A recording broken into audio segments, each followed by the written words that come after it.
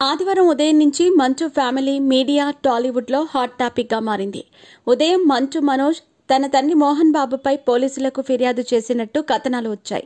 మోహన్ బాబు తనపై దాడి చేసినట్లు, మనోజ్ గాయాలతో వచ్చి మరీ పోలీసులకు ఫిర్యాదు చేసినట్లుగా వార్తలు వచ్చాయి.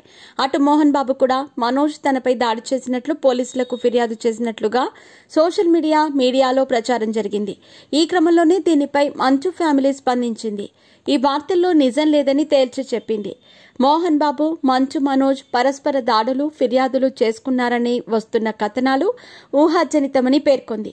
మంచు మనోజ్ గాయాలతో వచ్చి మరీ పోలీస్ స్టేషన్లో ఫిర్యాదు చేస్తున్నట్లు, మీ పెట్స్ కి గ్రూమింగ్ నుంచి బర్త్డే సెలబ్రేషన్స్ వరకు అన్నింటిలో మంచి ఆఫర్స్ ని మాయా టైల్స్ అండ్ ట్రయల్స్ వారు మీ ముందుకి తీసుకుని వచ్చారు. ఎక్కడో కాదు, మన బాజ్పల్లిలో. Phone number 8985555318. ఆధారాలు లేకుండా ప్రసారం చేయటం సరైనది కాదని పేర్కొంది. అయితే మంచు ఫ్యామిలీ ఆస్తులకు సంబంధించిన గొడవలు జరుపుతున్నట్టు ప్రచారం జరుగుతోంది. మనోజ్, భూమా మౌనికారెడ్డిని పెళ్లి చేసుకున్న నాటి నుంచి ఈ గొడవలు మొదలైనట్టు వార్తలు వస్తున్నాయి. అయితే మనోజ్ పై వినయ్, అతని అనుచరులు దాడి చేశారని మంచు మనోజ్ ఆరోపిస్తున్నట్టు తెలుస్తోంది. వినయ్ అనే వ్యక్తి మోహన్ బాబు విద్యా సంస్థలో కీలక పదవిలో ఉన్నాడని తెలుస్తోంది.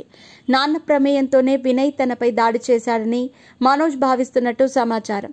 ఈ దాడికి సంబంధించి మనోజ్ పహాడీ షరీఫ్ పిఎస్లో ఫిర్యాదు చేసే అవకాశం ఉన్నట్టు తెలుస్తోంది. జల్పల్లి మోహన్ బాబు నివాసం నుంచి డైల్ 100కి ఫిర్యాదు వచ్చినట్టు పహాడీ షరీఫ్ పోలీసులు లీకులు ఇస్తున్నారు. దీనిపై అధికారిక సమాచారం తెలియాల్సి ఉంది. ఈ విషయంపై మోహన్ బాబు కానీ మంచు మనోజ్ కానీ అధికారికంగా స్పందించలేదు.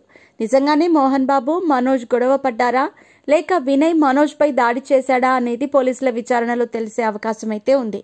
అసలు మనోజ్ పోలీసులకు ఫిర్యాదు చేశాడా లేదా అనేది కూడా తెలియాల్సి ఉంది.